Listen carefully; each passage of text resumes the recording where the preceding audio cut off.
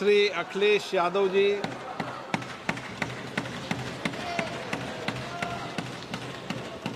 अध्यक्ष महोदय, मैं आपका धन्यवाद देना चाहता हूं कि इस महत्वपूर्ण विषय पे मुझे बोलने का मौका दे रहे हैं। मैं अपने साथी माननीय सदस्य गौरव गोगोई जी के से सहमत हूं। बहुत सारे महत्वपूर्ण उन्होंने बिंदु उठाए और अध्यक्ष महोदय,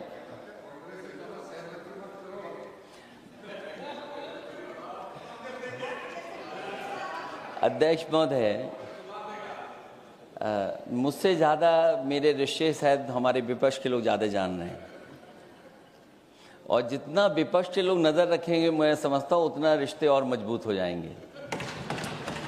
अध्यक्ष महोदय, मैं आंदोलन को बहुत दूर से देख रहा था और उस आंदोलन में जो जीत के बाद नारा लगा, एक नारा लगा अध्यक्ष महोदय, सरकार के खिलाफ नारा लगा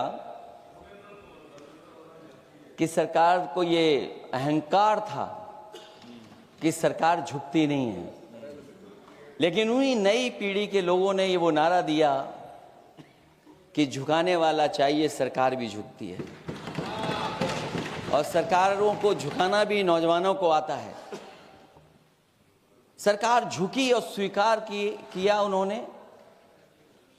जो करोड़ों नौजवान जो मांग कर रहे थे कि सबसे पहले जो मंत्री जी हैं वो इस्तीफा दें, और बिंदु दूसरे अलग हैं जो हम लोगों को जानकारी में मिल रहा है। अध्यक्ष महोदय, सरकार हर विषय पे स्वीकार किया है, लेकिन पता नहीं अध्यक्ष महोदय ये बात समझ में नहीं आ रही है कि सदन में उन आश्वासनों को क्यों नहीं रख रही है सरकार, जो सहमति बनी है। और उसके बाद अध्यक्ष महोदय, हम लोगों ने देखा कि जब मंत्री जी लौटे हैं, मंत्री नहीं रहे, उसके बाद सदन के बाहर उनका स्वागत किया गया। अध्यक्ष महोदय, जो स्वागत हुआ उसके लिए हमें कोई शिकायत नहीं है, लेकिन माननीय सदस्यों को कितनी बड़ी राहत मिली होगी, कितने बड़े संकट से बचाया उन्होंने। एक प्रधान जी को हटा करके प्रधानमंत्री बचा लिया आपने। और ऐसा अध्यक्ष महोदय आंदोलन किसी ने नहीं देखा, जिस आंदोलन में नई पीढ़ी के लोग, कम उम्र के लोग निकल करके आ गए और जो नारे दिए गए। ये सरकार पिछले कई वर्षों से नकारात्मक प्रचार पर टिकी हुई थी, नकारात्मक राजनीति करती थी और न जाने कितने हजार करोड़ रुपए खर्च किए होंगे सरकार ने नकारात्मक राजनीति के लिए। लेकिन नई पीढ़ी को मैं बधाई देना चाहता हूं, उनके मनोबल को और उनकी एकता को, और जिस तरीके से उन्होंने प्रचार किया, अंततः सरकार को झुकना पड़ गया। भाजपा वचन नहीं देती, जुमला देती है। तो मुझे उम्मीद है कि सभी युवा नौजवानों का जो मांग की है उन्होंने, उन सभी मांगों को सरकार स्वीकार करेगी। और सरकार ये भी स्वीकार कर लिया होगा कि कोई दल मजाक में बना तो कितनी बड़ा दल बन गया। जो कोई चीज मजाक से शुरू हुई वो कितना सीरियस हो गई, और इतना सीरियस हुई कि हमारी सरकार लोकतांत्रिक हो गई कि जो उनको धरने पे बैठने दिया। सरकार लोकतांत्रिक थी कि उन्हें धरने पर बैठने दिया। हमने वो भी समय देखा है कि जहां पर धरने पर नहीं बैठने दिया, वर्षों वर्ष लोग बैठे रहे धरने पर, उनकी सुनी नहीं गई। इसी दिल्ली को घेरा था किसानों ने, और सरकार को लगा कि चुनाव आ गया तो सरकार ने तीनों काले कानून वापस ले लिए। जब सरकार घबरा जाती है, डर जाती है, तो सरकार स्वीकार कर लेती है। इसीलिए वो नारा मुझे अक्सर याद आता है कि झुकाने वाला चाहिए, सरकार भी झुकती है। जो विषय लाया गया है कि prevention of unlawful means act, सरकार को कम से कम ये बताना चाहिए था कि 2024 में जब ये लेकर के आए थे तो आज 2026 में कैसे पेपर लीक हो गया।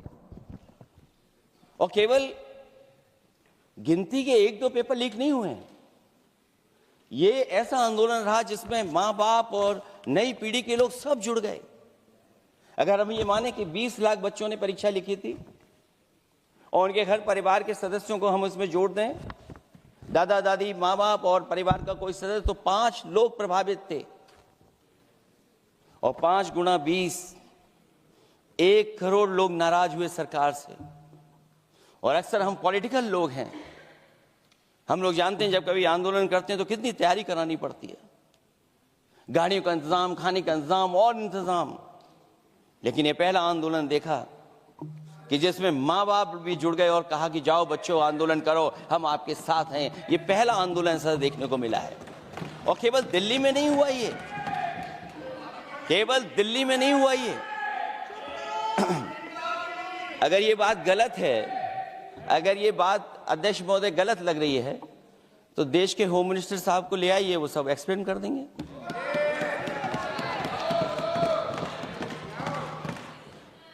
पहला आंदोलन जिसमें मां बाप ने साथ दिया, क्योंकि परीक्षा से कितना दुखी हैं लोग। ये जो परीक्षाएं लीक हुई हैं, कई महीनों पहले ये किताब बना दी थी। और अध्यक्ष महोदय, जो लोग चढ़ावा चोरी नहीं बचा पाए,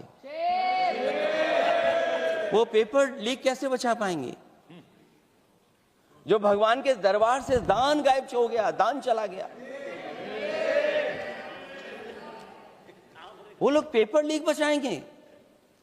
किस कानून को, जो कानून पहले बनाया उसी कानून का संशोधन करके लेकर आए? किसकी आंखों में आप धूल झोंक रहे हैं? और अगर कानून से बच रहा होता तो भाजपा की 10 साल की सरकार में 20 परीक्षाएं कैसे लीक हो गई? 20 परीक्षाएं लीक हुई अध्यक्ष महोदय, जिसमें कोर्ट तक जाना पड़ा, उसके बाद परीक्षा रद्द हुई है। दरोगा भर्ती का पेपर लीक हो गया, जूनियर इंजीनियरिंग के भर्ती का पेपर लीक हो गया, ग्राम विकास पंचायत अधिकारी का पर्चा लीक हो गया, नलकूप चालक भर्ती का, यूपी टीईटी का परीक्षा लीक हुआ।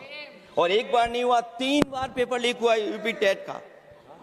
हाई स्कूल बोर्ड का परीक्षा लीक कर दिया, इंटरमीडिएट की बोर्ड की परीक्षा लीक हुई, इंटरमीडिएट का फिर परीक्षा का लीक हुआ, कई बार हुई। सिपाही भर्ती लीक हुई। आप सोचिए कितनी परीक्षाएं लीक हुई हैं। और नीट परीक्षा कोई पहली बार लीक नहीं हुई, दोबारा लीक हो गई, कानून बनने के बाद लीक हुई। सहायक प्रोफेसर भर्ती लीक है, लेखपाल भर्ती लीक हुई। यूपी जैसे स्टेट, जो सबसे बड़ा स्टेट है, जहां से प्रधानमंत्री चुन करके आते हैं, वहां तक पेपर लीक हो जा रहा है। और जो संस्था परीक्षा एग्जामिनेशन करा रही है, वो एनटीए में भी आउटसोर्स कर दिया आपने। हम विपक्ष के लोगों को तो डर ये लगता है अध्यक्ष महोदय, कहीं ऐसा ना हो कि ये पूरी सरकार को आउटसोर्स कर दें। आउटसोर्स सरकार है, जो सबसे विश्वसनीय संस्था है, उसमें आउटसोर्स पे आपने कर्मचारी को रखा हुआ है। किस बात की जवाबदेही है? यही अकाउंटेबिलिटी है आपकी? कहीं अकाउंटेबिलिटी ये तो नहीं है, आप अकाउंटेबिलिटी को ये न कहीं समझ बैठे हो कि अकाउंट को भर दे वो एबिलिटी वाला ही हमें चाहिए? कहीं वो अकाउंटेबिलिटी तो नहीं है। आप बताइए, एनटीए को आउटसोर्स किया हुआ है आपने। जिस संस्था की जिम्मेदारी है महत्वपूर्ण परीक्षा कराने की, उसमें सब आउटसोर्स। और ये सच कहा कि कांग्रेस पार्टी के हमारे सदस्य ने मांग की है कि वो हम लोगों को पता होना चाहिए आखिरकार कौन लोग थे जो आउटसोर्स होकर के बैठ करके परीक्षा में इस तरह की घोटाला कर रहे थे। आखिरकार जवाबदेही क्या है, किसकी थी? और फिर केवल नीट की परीक्षा की बात करें और परीक्षाओं की बात करें, अगर हम अध्यक्ष महोदय, जब से सरकार बनी है तब से सरकार की कोशिश रही है कि शिक्षा, परीक्षा और यूनिवर्सिटी का ताना बाना पूरा ध्वस्त हो जाए।